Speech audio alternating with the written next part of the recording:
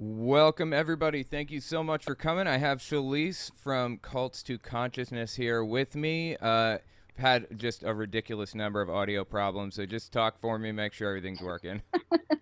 Okay. Can you hear me? Is everything coming through? It looks like it is on my end, so I think we should be good to go. So let me just tell you guys what we're going to be doing.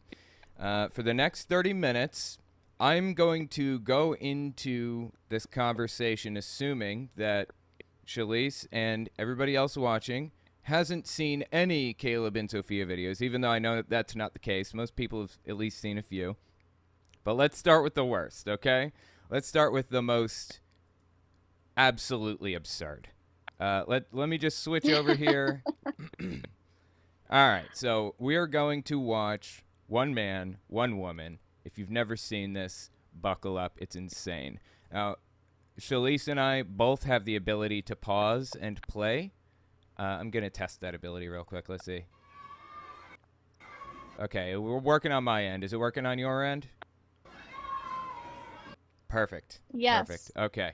If you have something to say, feel free to pause, and I will do the same. So let's start at the beginning, and let's talk about this absolute insanity.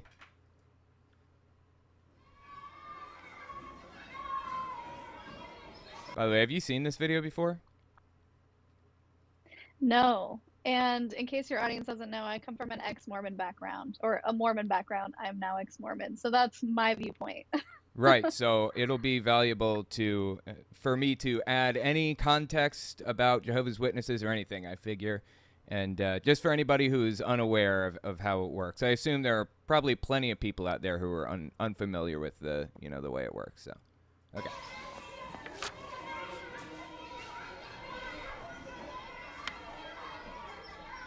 So Sophia's at school, sees two moms and a kid, and that's just horrific to her, I guess, right? Mm-hmm. Well, she's just curious more than anything, right? It's about to get horrific for the mom. But Sophia's just curious, as every kid is curious, right? I don't think that this is, it's not like she's, the core of her being is being torn down right now. Just realizing that there is a mom, or there's a kid with two moms, right? It's not like destroying who she is. She's just like, thinking about it, right? But in a minute, you're going to hear Jehovah's Witnesses lose it. Yeah. All right, let's continue then. Look, Mom. I drew our family in school today. Oh, wow. I didn't have time to finish Caleb's face. Carrie drew two mommies. Uh-oh, you see the look on her mom's face? She told me they're married to each other. My teacher says that all that matters is that people love each other and that they're happy. Well, Well, that makes sense. You know, that's all that matters. If people love each other and they're happy. Yes, that's okay. I'm with that. our own ideas about what is right and wrong. But what matters is how Jehovah feels. So people have their own idea of what's right and wrong. I'm sorry, I'm pausing every 3 seconds. We just step back so we can get more context. But people have their own ideas of what's right and wrong. I find it fascinating that the teacher would go so far as to say all that matters is people love each other and that they're happy, because I happen to know from personal experience that's not how it goes in schools. Usually, teachers tend to lean to the right, and if they don't lean to the hard right, either they'll say absolutely nothing at all about the subject, or they'll go off the deep end, So anyway, all right, let's keep listening here. Oh yeah, I'm turning myself green. Sorry, I probably should have mentioned. Well, people have their own ideas about what is right and wrong. But what matters is how Jehovah feels. He wants us to be happy, and he knows how we can be happiest. That's why he invented marriage the way he did. You mean one man and one woman? Exactly. Okay, if I remember correctly, I think that there are a few instances in the Bible of one man and one woman and one woman and one woman, right? Not just one man and one woman. Coming from a Mormon background, wasn't Joseph Smith super into polygamy too? Right. He was, and there's some back and forth on that and debate, which is a discussion for another time. But yes, he was secretly marrying very young children. He was marrying mother-daughter combos, sister combos, women who were already married. It was a mess. But one thing I had to point out about this video is I noticed she's like, Jehovah wants us to be happy, and Jehovah thinks that this is the best way to be the happiest. So she's kind of implying, yeah, they may look happy, but they're not really happy in that relationship. 100%. Look at Genesis 1:27. Jehovah created Adam and Eve, male and female. Then in Genesis 2:24, he said that a man will stick to his wife. You know, I just want to add a little bit of context to this Adam and Eve thing, historical context. I've been listening to a dude named Bart Ehrman. Dude is fantastic. Love Bart Ehrman to death. Anyway, the word that's used to describe Adam, like Adam, the word Adam actually means earth, basically. And there's this weird link between man and the earth that, you know, he came from dust and he tills the soil and he's working. So it's kind of like where it's talking about like Adam was working on the earth and he was born of the dust and everything. It's kind of like the comparison between earth and earthling. That's really more of an apt comparison to the name Adam. But anyway, I just think it's kind of interesting. Like, it was very obviously supposed to be a metaphor. And when you read it in its original language, you pick up on that metaphor. But people in English have just been listening to it and, like, not realizing that it's supposed to be a metaphor. It's just, like, taking it way, way, way too far. Anyway. Yeah. Later, Jesus said the same thing. Jehovah's standards haven't changed. It's kind of like going on an airplane. What would happen if someone wanted to bring something on the plane that wasn't allowed? They couldn't go on the trip. Right. Yeah, it's just that simple. Just leave your gay at the door, right? Just leave it behind. Just leave it at the house. I was gonna say, wait, where is the metaphor here? I'm not really connecting the dots on what she's trying to say. Like, why are we at the airport now? Absolutely absurd. It's like, yeah, you can just go to the airport, go on your little trip, and when you come back, you can pick your gay back up and live your life. That's just not how it works. And No. also, Jesus did not say that, you know, gay marriage is wrong. Didn't mention it at all. What she's talking about is one verse. That's what I thought. Yeah, Jesus said a man will leave, or a wife will, like, leave her family and be tied to her husband or something to that effect. Basically, the idea was the father will pass custody of this property to the man. You know, that's just like, he wasn't saying this is how it's supposed to work. He's just saying, you know, this is how it works right now. He never said a word about people being gay, but whatever, you know. What an absurd, like, this is designed for children. What an absurd message to give to children, you know? Right. Jesus Christ. Oop. Sorry, I tried to hit play and it didn't work. There we go. Going on an airplane. What would happen if someone wanted to bring something on the plane that wasn't allowed? They couldn't go on the trip. Right. It's the same with Jehovah. He wants us to be his friend and live in paradise forever. But we have to follow his standards to get there. Oh, so is she saying that you can't go to heaven if you're gay? Like, that's the security, is your gay baggage? You can't get into paradise? That's it. Yep. And this is kind of the stick end of the carrot stick thing, right? Like, oh my God, my cat is trying to eat her food over there and it's being really loud about it. Anyway, yeah, it's a carrot and stick thing, and they're using the stick. Like, well, this is the carrot part, actually. Like, they're dangling the carrot in front of you. If you want to go to paradise, then you will leave your stuff at the door, you know? Right, but that's also implying that you can just shut it off. Like, that's a Mormon thing. If anyone has seen the Book of Mormon play, it's hilarious. Highly recommend. I've been But they have there a on song, they're Broadway. like, just turn it I off live in New York City. like a light switch. Yeah, it's so good. And so it's like saying, well, just shut it off and just don't be gay if you want to get to heaven. And it's obvious it doesn't work like that. Totally. I forgot about that. That's such a great play. I love that play to death, man. I should go see that again. But anyways, yeah. They are obsessed with the idea that you can just turn it off. And people who make that argument, it makes me wonder, is there like something going on in their heads that, you know, is it the kind of thing where they have to deal with this and they feel like, I can just turn it off. I turn it off every day. Like, you know, I deal with same-sex attraction. And if I can turn it off, you can turn it off, you know? Makes you wonder, like, what is going through these people's heads? Well, I've interviewed a few people who were gay growing up in the Mormon church and even the fundamentalist Mormon church. And some of them, so for example, I interviewed two women who realized way later in life that they were actually gay when they met each other. And they were like, oh, this is what love is supposed to feel like. Because this whole time they thought that they were just so worthy that God didn't tempt them with the feelings of wanting to sin with men. When in reality, they just weren't attracted to men. And so they just didn't even realize. And then in other cases, it's just they suppress it so much that they just want to make themselves believe that it's flipped off, I guess you could say, for lack of a better term.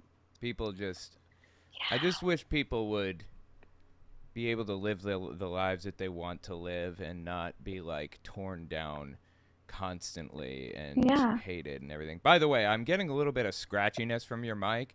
Not a huge deal. I think we're making it through. I just wanted to mention it in case it's coming through the wrong microphone or something. But anyway. Is that any better? It sounds okay. I just turned the gain down a little. Oh, no, it's still scratchy. Doesn't sound like a gain problem. I wonder if... It did switch to my headphones for some reason. Oh, I thought it should be on the mic now. Nope. Still getting the headphones. That's okay. If you want to work on it, we can continue playing. I'm trying to fix my chair wheels. They're kind of crooked and it's driving me nuts. Anyway, all right, I'll continue playing and, you know, we can work on that in a minute. At Matthew 7:13 and 14, it talks about the road leading to paradise. To get there, Jehovah says we have to leave some things behind. That means anything Jehovah doesn't approve of. But I want everyone to get to paradise. So does Jehovah. Well, if he wanted everybody to get to paradise, then do it. Why is he messing around with, oh, you got to give this up, you got to give that up? Do you know that original sin isn't even real? Jesus didn't believe in original sin. It wasn't even in the Bible. This was all fabricated hundreds of years later after Jesus came around. Original sin is not real. In fact, Jesus didn't even say, you know, he was going to die for your sins. He didn't even believe that. That concept didn't come around until, at the very earliest, Paul, decades later, was writing about this, with some of this stuff. And in some cases, actually the 200s, the 300s. So I'm sorry, man. I just don't accept this original sin thing. It's just absurd. Yeah, no, I agree.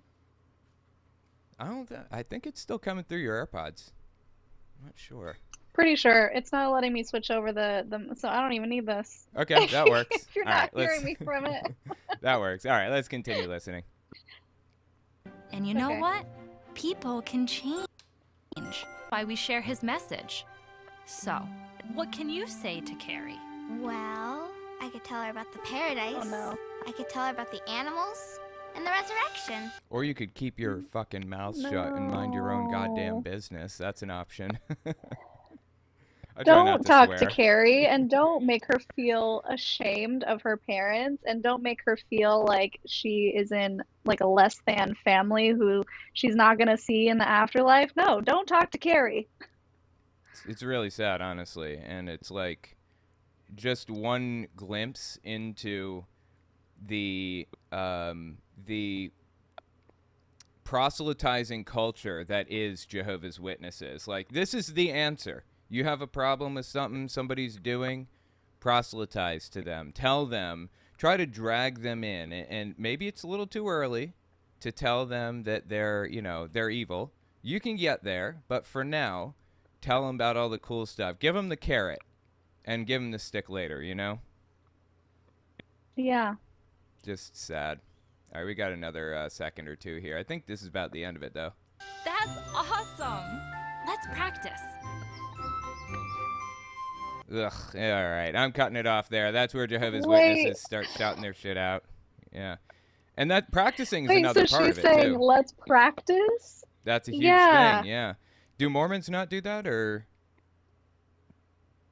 No, well, not that I know of. I guess it would have to be within your own family. So maybe other families did that practice. Within Mormonism, it's every member a missionary. So Right. I don't know, maybe. But usually what they tell you is just befriend someone who's not Mormon, bring them to church, and then we'll do the rest. You just got to get them there, That makes and then sense. we'll teach them everything. Yeah, with Jehovah's Witnesses, they very much want you to practice the door knocking and stuff, because with them, they just, from an early age. I was 2 when I placed my first tract, My mom gave me a little tract, put it in my hand, and had me, yanking at those heartstrings of the householders or whatever. And I was just like my whole life knocking on doors and everything. But Mormons do it from very specific ages, right? Yeah, I mean, you're technically supposed to be proselytizing at any age and to all of your friends and whoever, but you go on a very specific mission. If you choose, you're kind of guilted into it. It's not really required, but then it kind of is, and you'll shame your entire family if you don't go, and that's starting at 18. They've recently reduced the age, so it's 18 for boys, and I think it's 19 or 20 for girls. Wow, But they go that's for 2 interesting. years or a year and a half if you're a girl. And don't you have to Yeah. pay your own way? Is that right? Yeah, we've done interviews with missionaries. One of them was my cousin, actually, who was saying that you basically have to pay, I think it's $10,000 for the 2 years or the year and a Jeez. half, and then you get a very, very small stipend for food. And the church assumes that members are feeding you and taking you in for dinners and stuff, but a lot of times they don't. And so these missionaries are eating junk food and basically starving and asking their parents, please send us more money, even though the parents is already giving $10,000 for this mission. It's just really messed up. It's so expensive to be a Mormon. It's crazy. It really is. I've never thought of it that way, but that's 100% the truth. Right. Okay, let me see here. So we got Love Your Neighbor. This is another short one. Okay. And I believe that this one is about proselytizing to your friends at school, if I remember correctly. It's been a while since I've hit this one. So let's see what this one's about. In about 5-10 minutes, we can switch over to your channel, right? Okay, perfect. All right.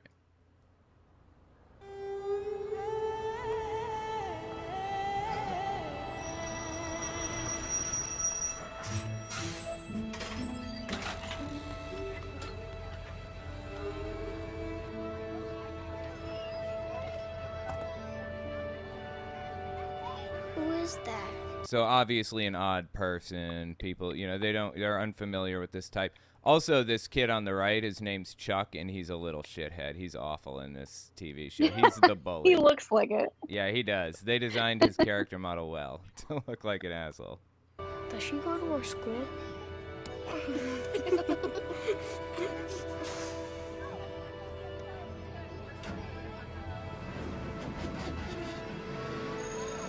Good morning, everyone. We have a new classmate. Her name is Priya from India. She's from where? I don't know. I've never heard of it. They've never heard of India? Okay. Okay, so let's work in pairs again. Who needs a partner and can team up with Priya? Oh, poor Hey, Priya. Sophia. We're a team, right? Yeah, okay. This is a subtle little thing. Peer pressure comes in when you're dealing with kids in school and everything, but you shouldn't be getting too close to the students in the school. I mean, like I said, a little thing, but it's just one more thing on top of everything else. You don't want to become close friends with them, and they make that clear through the entire series. I was about to ask, is this girl who was just in her face, is she also supposed to be a Jehovah's Witness? And so that's No. why they're automatically a pair? No, Okay. no. If she was a Jehovah's Witness, then she would be portrayed as, rather than annoying, she'd be like this perfect angel who got along perfectly with everybody, all that stuff. So Of course. Okay, great. So, for the first page, I'm thinking we can do this and then that. She's taken. See, I told you he's a shithead, man.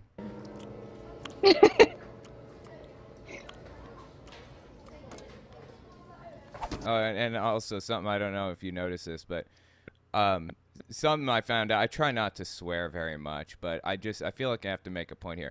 I noticed that Jehovah's Witnesses seem to believe that when shitheads chew their food, they do it very loudly. I don't know why they gave him that quality, but that's on there. You hear this? He's an unsavory character. Yeah, exactly. You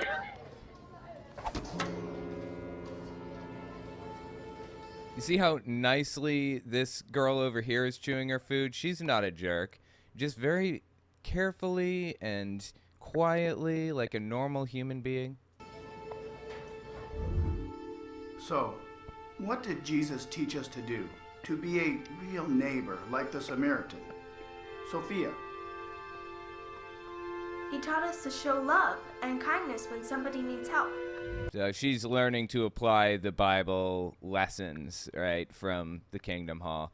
Boy, does this bring back some bizarre memories. This whole microphone thing they got going on here, you know, swinging the microphone in. They didn't have these microphones when I was in it like this. You had to have people like get the microphone and set up the sound system, run the wires down to the thing and connect it to the speakers and everything.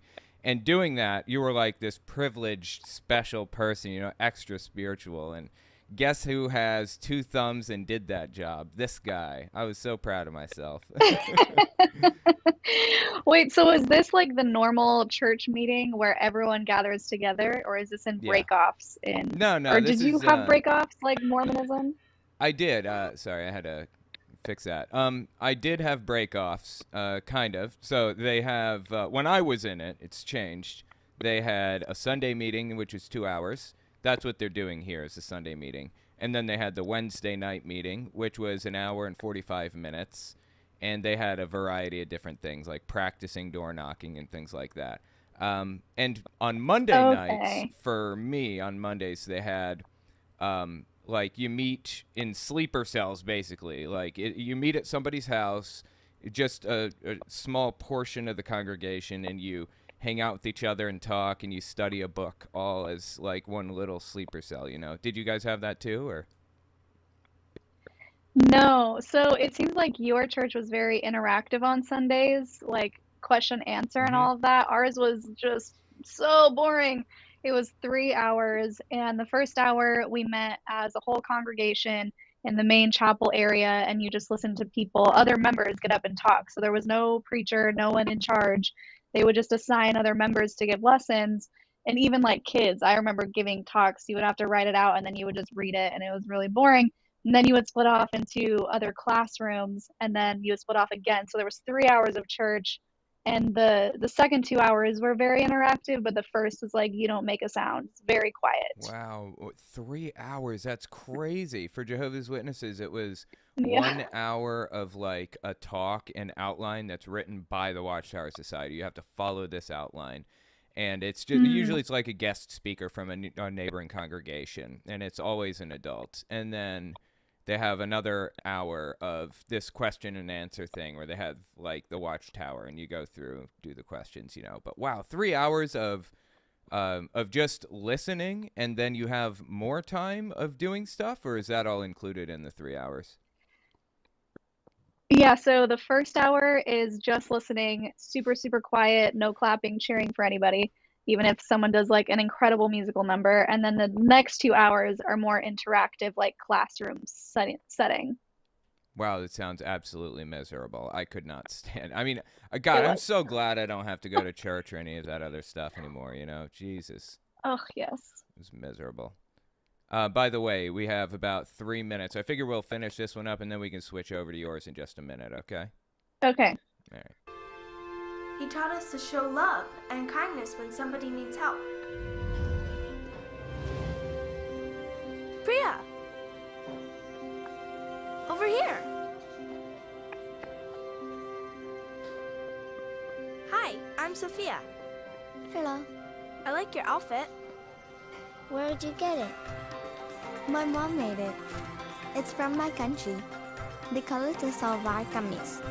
This one is my favorite color. So this is teaching another Jehovah's Witness lesson, which, you know, not all Jehovah's Witness values and ideals and beliefs are bad. I think that this is a fine lesson. Befriend people, be close to them, be good to your neighbor. You know, it's one of the messages that Jesus taught in the Bible that I can accept. You know, I love that. Be good to your fellow man. Absolutely. But, yeah, the whole thing is just manipulative overall. And then they kind of mix in some extra messages in there, you know.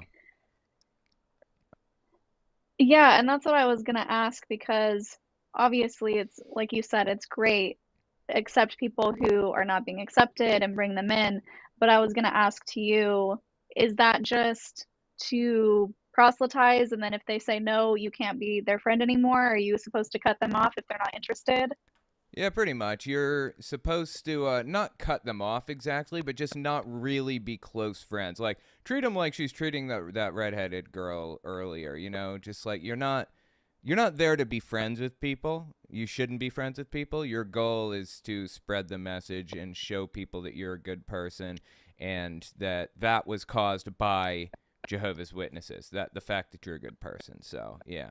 Just kind of back off, go to the next person, basically. Yeah, that makes sense. Yeah. Anyway, do you want to move over to your channel? Yeah, let's do that. So, guys, if you're watching now, you should automatically, hopefully, if everything goes well, be redirected to my page, Occults to Consciousness, where we will continue reacting to videos. You are live currently, right?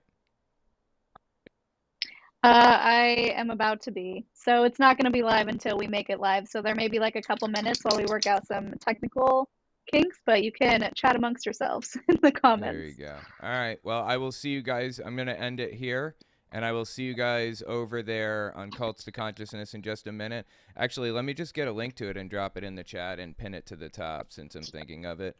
Let me pull it up here real quick. One second here.